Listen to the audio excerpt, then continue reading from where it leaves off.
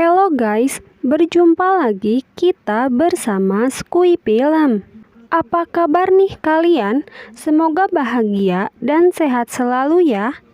Kali ini kita akan mereview sebuah film horor supranatural. Film ini berjudul Morto Non Fala atau yang artinya orang mati tidak bicara. Film ini dirilis pada tahun 2018 yang sedikit ceritanya mengisahkan tentang perselingkuhan, pembunuhan, hingga balas dendam. Sedikit menegangkan ya guys ya.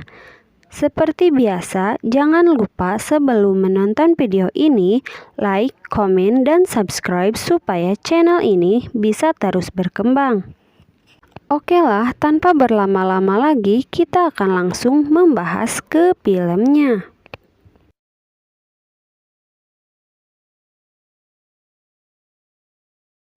Entre torcedores do Palmeiras e a PM teve que intervir. Ini adalah Stenio, seorang asisten forensik di sebuah kamar mayat. Tugasnya membantu proses otopsi dan menyiapkan mayat-mayat yang diantar oleh ambulans. Hari ini ia kedatangan seorang mayat lagi. Seperti biasa, ia selalu mengajak ngobrol mayat yang sedang ia jahit. Kali ini mayat itu bernama Sujo. Sujo mati karena ditusuk oleh Rota. Ia meminta tolong kepada Stenio untuk memberitahu kakaknya yang masih hidup. Sujo juga memberitahu semua rahasia tentang dirinya, agar nanti ia dipercaya saat menemui kakaknya. Namun Stenio tidak tertarik untuk menolongnya karena merasa tidak ada untung baginya. Setelah selesai bekerja, Stenio pulang ke rumahnya. Di rumah, ia adalah seorang kepala rumah tangga yang memiliki 2 anak. Ini adalah Cica, anak bungsunya. Dan ini adalah Odette, istri tercinta. Sedangkan yang itu Edson, anak sulungnya. Di saat Stenio sedang menyantap sarapan, ia melihat ke arah istrinya yang sedang mengumbah piring. Lalu, ia mendekat dan mencoba untuk merayunya. Tapi istrinya menolaknya dengan alasan dia sedang tidak mood hari ini. Dengan sedikit kecewa, ia pun duduk kembali. Keesokan harinya, di ruang bekerja, mayat itu memanggil-manggil Stenio. Dan ketika dibuka, ternyata dia adalah seseorang yang Stenio kenal. Dia adalah Carleo, geng dari Villa Gustavo. Ia mengejek Stenio karena hanya bekerja sebagai buruh cuci mayat, sedangkan istrinya selingkuh dengan seseorang yang memiliki toko roti. Mendengar hal itu, Stenio teringat akan perubahan sikap istrinya. Lalu ia pun pergi meninggalkan Carleo. Ternyata ia mendatangi toko roti langganannya itu untuk membayar hutangnya yang sudah menumpuk. Namun ketika ia hendak membayar, ternyata uangnya kurang. Dia adalah Jaimin, pemilik toko roti itu. Jaimin mengatakan bahwa Stenio harus membayar hutangnya sekarang juga. Lalu Stenio menyimpan HP-nya sebagai jaminan. Lalu ia pun pergi dengan wajah sinis.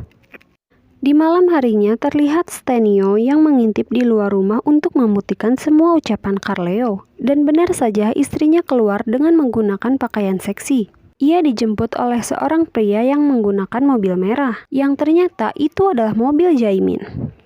Saat mereka pergi, terlihat Stenio yang begitu kecewa dan begitu marah kepada istrinya.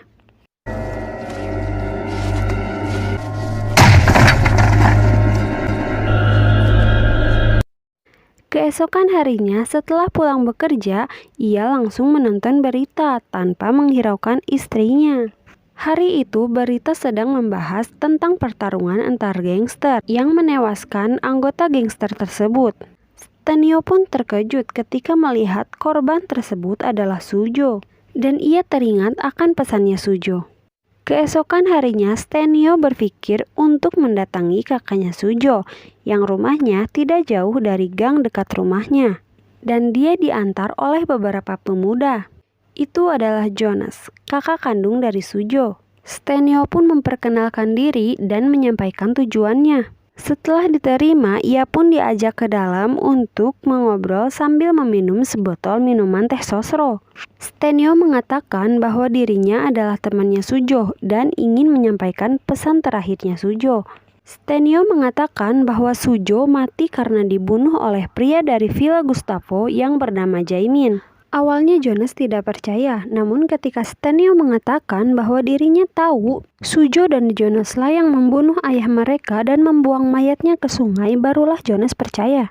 Ia berterima kasih dan akan segera membalaskan dendamnya. Ternyata Stenio berbohong, ia sengaja mengadu domba Jonas dan Jaimin. Padahal Sujo mati bukan karena Jaimin. Ketika malam tiba, terlihat anak buah Jonas yang sedang mengawasi rumah Jaimin. Sedangkan di dalam Jaimin sedang bercinta bersama Odette. Setelah selesai, Jaimin mengantar Odette untuk pulang. Jaimin tidak sadar bahwa dirinya diikuti oleh anak buahnya Jonas. Hingga ketika sampai di rumah Odette, terlihat Odette yang sedang berbincang dengan Jaimin. Jaimin mengatakan bahwa sepertinya Stenio sudah mengetahui tentang hubungan mereka. Di tengah perbincangan itu, tiba-tiba seseorang menodongkan pistol dan menyuruh mereka keluar. Ternyata itu adalah Jonas dan anak buahnya. Awalnya Jonas bertanya kenapa dia melenyapkan adiknya Sujo. Namun Jaimin mengatakan dia tidak mengenal seseorang yang bernama Sujo. Karena merasa Jaimin berbohong, ia pun langsung menendangnya. Jonas terus memaksa Jaimin untuk mengaku bahwa dirinya yang telah melenyapkan Sujo. Namun Jaimin terus mengatakan bahwa dia tidak tahu apa-apa. Jonas yang sudah habis kesabaran langsung menggorok tenggorokan Jaimin menggunakan pisau yang sudah diasahnya. Hingga Jaimin terkapar dengan berlumuran darah. Odette yang menyaksikan itu merasa tidak terima. Odette berteriak bahwa mereka adalah seorang pembunuh. Jonas mengatakan bahwa kalian semua akan mati. Seketika anak buah Jonas itu menembak Odette dari belakang dan dengan polosnya mengatakan, "Ayo kita pergi, bos." Akhirnya mereka berdua pun meninggalkan tempat itu sebelum ketahuan. Beberapa hari kemudian terlihat Stenio yang sedang membersihkan tempat kerjanya. Tiba-tiba saja lemari mayat itu terbuka sendiri. Stenio pun langsung menutup lemari itu satu persatu. Sambil berpikir, oh mungkin ini slotnya udah dol kali ya. Namun tiba-tiba ada satu lemari lagi yang terbuka.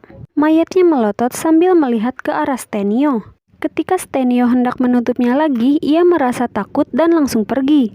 Di perjalanan pulang, ia dihampiri oleh seorang ibu-ibu dan mengatakan bahwa sesuatu terjadi pada Odette. Ia pun berlari dan menghampiri kerumunan itu. Ternyata itu adalah Odette dan Jaimin yang sudah tewas tadi malam.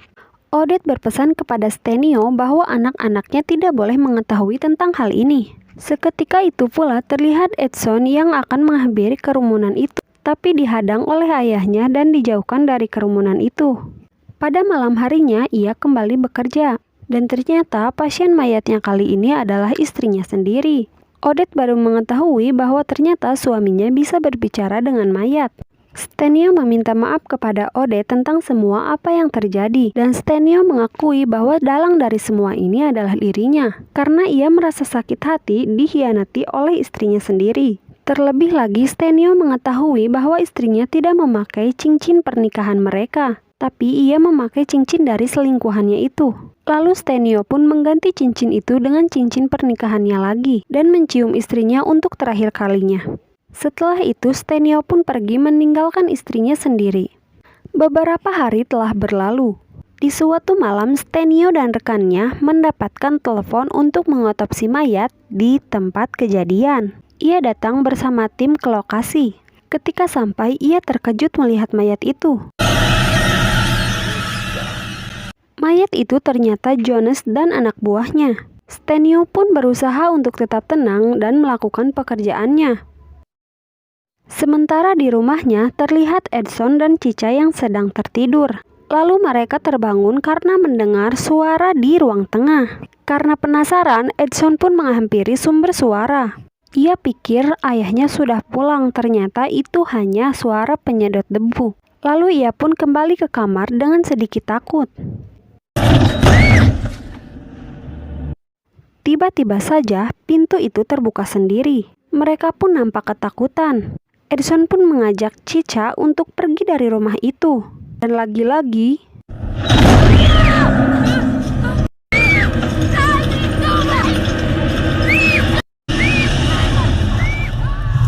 sementara itu ayahnya sedang melakukan pekerjaan. Ia melakukan otopsi organ dalam di tempat kejadian. Tiba-tiba saja mayat itu berkata, "Kami dibunuh oleh wanita jalang itu, dan kau seharusnya menjadi yang pertama. Karena gara-gara kamu, kami membunuh orang yang tidak bersalah." Mendengar hal itu, Stenio pun tetap berusaha untuk tenang. Dan tiba-tiba saja mayat itu membuka mulutnya. Di dalam mulutnya terdapat sesuatu. Ketika diambil, ternyata itu adalah sebuah lembar putih yang bertuliskan Cica dan Edson. Melihat hal itu, Stenio langsung mual. Lalu ia bergegas untuk pulang mencari kedua anak-anaknya. Namun ternyata anak-anaknya tidak ada di rumah. Saat itu pula datang seorang wanita yang bernama Lara. Dia adalah tetangganya Stenio. Lara mengatakan bahwa kedua anaknya ada di rumahnya. Setelah merasa sedikit tenang, dia pun kembali bekerja. Hari ini nampaknya dia begitu sangat sibuk karena kedatangan banyak pasien otopsi. Ia harus membersihkan darah, mengatur tempat, dan menjahit mayat, sehingga kepalanya sedikit pusing. Terlebih juga mayat itu berteriak dan menangis memanggil namanya, yang membuat konsentrasinya semakin buyar.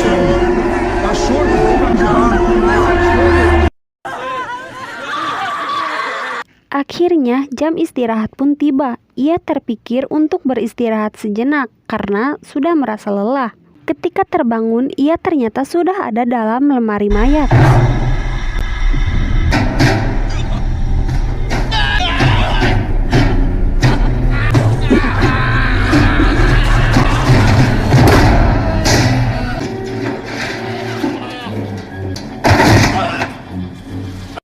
Ketika ia berhasil keluar dari lemari itu, ia terjatuh dan mementahkan sebuah cincin. Ternyata itu adalah cincinnya Odette. Stenio pun langsung dihampiri oleh kedua rekan kerjanya. Ia mengatakan bahwa dirinya baik-baik saja. Akhirnya ia memutuskan untuk pulang. Saat sampai di rumah, ia terjatuh karena ternyata ia demam tinggi. Beruntunglah karena ada Lara di situ, ia langsung memberinya obat. Malam harinya terlihat Lara yang menginap di rumah Stenio. Tiba-tiba ia terbangun karena mendengar ketukan pintu. Saat mengecek, ternyata itu adalah Cica. Lara terkejut ketika melihat Cica yang sedang membentur-benturkan kepalanya ke tembok. Ketika Lara hendak menghentikannya, ternyata wajah Cica sudah dipenuhi darah. Lara pun bergegas menggendong Cica langsung ke kamar dan menidurkannya. Lalu ia menghampiri tempat kejadian dan mengambil lipstik yang tadi dipegang Cica. Saat ia melihat ke atap rumah, begitu terkejut ketika ia melihat tulisan, "Kau membuatku jijik." Sementara di tempat kerja, Stenio mendapatkan pasien dengan tubuh yang sudah terpotong-potong. Namun ini tetap pekerjaannya, jadi dia tetap harus mengerjakannya. Ketika dokter itu hendak memeriksa mayat, ternyata mayat itu sudah tidak memiliki tulang belakang. Mereka semua kebingungan karena ini baru pertama kalinya. Ketika pulang ke rumah, Stenio terkejut melihat tulisan di atap rumah. Lalu Lara menghampiri Stenio dan menceritakan tentang kejadian semalam. Dan Stenio mengatakan anak kecil tidak mungkin bisa menggapai atap. Karena merasa dicurigai, Lara pun pamit untuk pulang ke rumah. Namun Stenio mengejarnya dan meminta maaf bahwa dia tidak bermaksud seperti itu. Lara mengatakan bahwa dirinya merasa lelah dan butuh istirahat. Setelah itu, Stenio mengeluarkan cincin yang ia temukan kemarin. Lalu ia membuang cincin itu ke halaman rumah. Tapi anaknya Cica melihat kejadian itu. Lalu Stenio mengajaknya masuk ke dalam. Keesokan harinya terlihat Stenio yang mendatangi pemakaman umum. Ia meminta izin kepada penjaga makam untuk membongkar makam istrinya. Ia mengatakan bahwa ia membutuhkan cincin pernikahan yang dikenakan istrinya, tapi penjaga itu tidak memberikannya izin. Ketika Stenio hendak pulang, akhirnya penjaga itu berubah pikiran dan mengizinkan Stenio untuk melakukannya. Ketika malam hari, terlihat Cica yang terbangun dari tidurnya. Cica pergi ke halaman rumah dan mencari benda yang dibuang oleh ayahnya tadi. Akhirnya dia menemukan sebuah cincin dan langsung menyimpannya. Sementara itu, di pemakaman terlihat Stenio yang sedang menggali makam istrinya. Ia terus menggali sampai membuka peti mati istrinya. Stenio berkata apa yang ingin Odette cari. Kenapa dia selalu mengganggu Stenio dan keluarganya? Stenio memohon agar dia tidak mengganggu anak-anaknya. Terlebih itu juga anak kandung Odette sendiri. Odette berkata bahwa ia cemburu dengan wanita yang ada di rumahnya itu.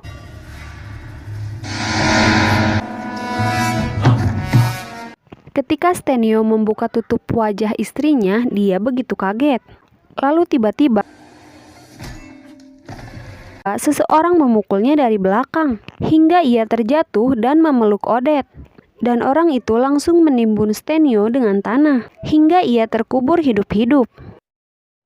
Namun tidak lama kemudian, terlihat Stenio yang berusaha keluar dari dalam kubur.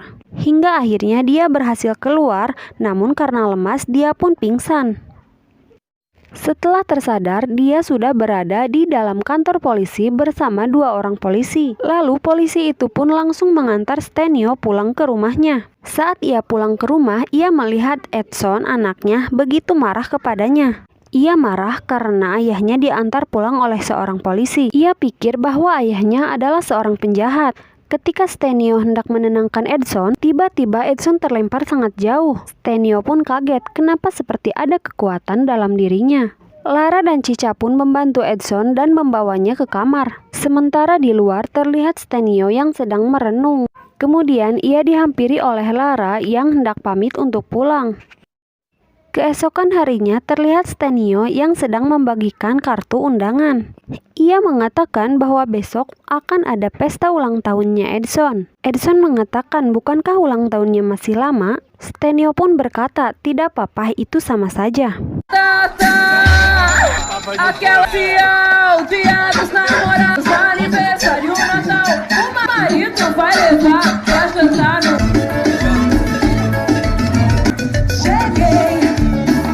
Ketika pesta itu sedang berlangsung, Stenio memanggil Edson dan teman-temannya untuk berkumpul membuka hadiah yang telah diberikannya untuk Edson.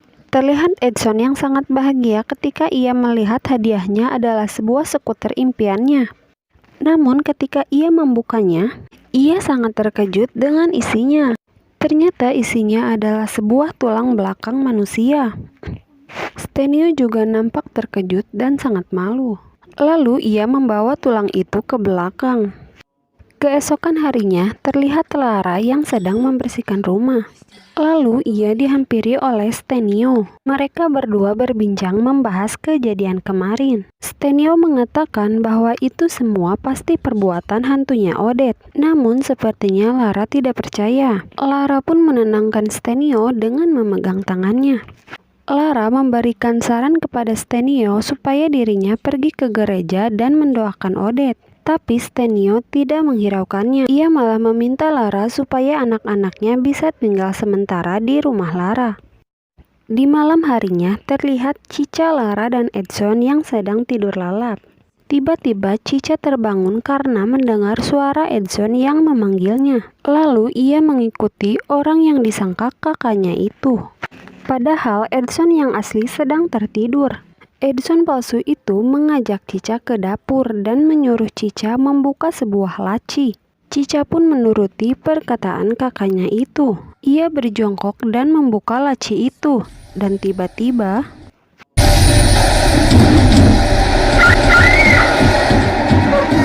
sebuah tangan keluar dari laci itu dan menarik kepala Cica hingga Cica teriak kesakitan. Lara dan Edson yang mendengar teriakan itu seketika langsung terbangun. Ketika mereka hendak menghampiri Cica, tiba-tiba saja lemari itu bergeser sendiri. Ketika mereka berhasil masuk, mereka terkejut melihat Cica yang seperti tersedot ke dalam sebuah laci. Mereka pun berusaha untuk menarik Cica, hingga akhirnya Cica bisa diselamatkan. Setelah kejadian itu, mereka langsung pulang ke rumah Stenio. Karena malam semakin larut, mereka pun melanjutkan istirahatnya. Namun tidak dengan Stenio. Ketika ia sedang merenung, ia mendengar suara dari arah dapur. Ketika ia menghampiri sumber suara, ia melihat pisau yang berdiri seakan memanggil-manggil namanya. Lalu ia membawa pisau itu dan langsung mengarah ke Lara. Namun ketika ia melihat Lara, ia langsung tersadar dan melepaskan pisaunya. Karena sudah muak, Stenio pun mengambil semua barang-barang yang berkaitan dengan Odette. Ia mengumpulkan semua barang-barangnya itu dan hendak membakarnya. Namun ketika Stenio hendak menuangkan minyak tanah, tiba-tiba jerigen itu bergerak sendiri. Tanpa ragu, Stenio langsung mengambil jerigen itu dan langsung menuangkannya ke semua barang milik Odette. Lalu ia menyalakan api dan membakar semua barang-barang itu, hingga semuanya hangus terbakar tanpa sisa. Ketika Stenio masuk ke dalam rumah, ia terkejut ketika melihat Lara yang sedang menonton video kikituan. Seketika Lara pun terbangun dan langsung menatap ke arah Stenio. Perlahan ia mendekati Stenio dan langsung menggabruknya. Odette berbisik dan mengatakan supaya Stenio mengikutinya. Lalu mereka berdua pun masuk ke sebuah kamar dan langsung bergulat lidah. Stenio tidak sadar bahwa ternyata Lara dirasuki oleh hantunya Odette. Ketika ia sedang menikmati surga duniawi, tiba-tiba ia melihat wajah Lara yang berubah menjadi Odette. Stenio pun seketika kaget. Lalu ia melihat hantu Odette itu menusuk-nusuk tubuh Lara menggunakan sebuah pisau. Hantu Odette itu mengarahkan pisau kepada Stenio dan menyuruh untuk membunuh Lara. Stenio menolaknya, lalu ia pun dicekik oleh hantunya Odette itu. Chayang mendengar teriakan ayahnya langsung datang menghampirinya. Ia berkata, "Jangan sakiti ayah."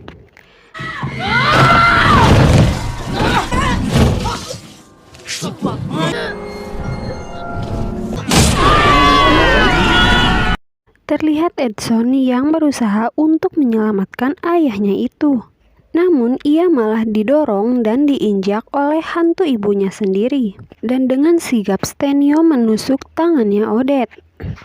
Lalu mereka bertiga berusaha untuk melarikan diri. Mereka bersembunyi di bawah gudang. Hantu Odette itu mencari mereka dan memanggil-manggil nama mereka. Ketika Stenio berusaha untuk keluar dari gudang, ternyata ia ketahuan.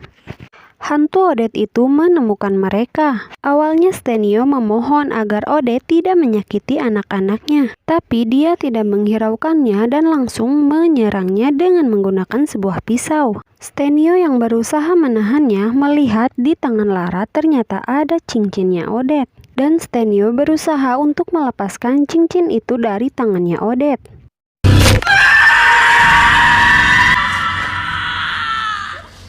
Ketika cincin itu sudah terlepas, akhirnya Lara pun tersadar. Ia menangis dan bertanya apa yang sudah terjadi pada dirinya. Lara melihat ke arah Cica dan Edson dan langsung memeluk mereka. Lalu Stenio mengatakan bahwa tadi tubuh Lara dirasuki oleh Odette.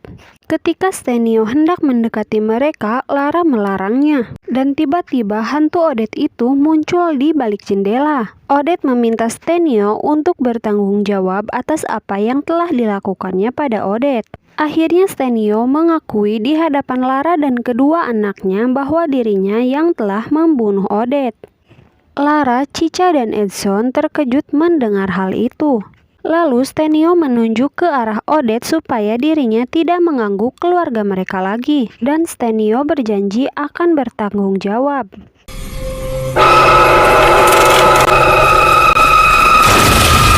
Hantu Odette itu pun berteriak dan memecahkan jendela. Stenio pun meminta maaf kepada Lara dan kedua anaknya, lalu menitipkan kedua anaknya kepada Lara, karena dirinya akan menyerahkan diri kepada Odette. Dan ternyata di luar Odette sudah menunggunya. Lalu Stenio menyerahkan diri dan mengikuti Odette. Dan film pun berakhir sampai di sini.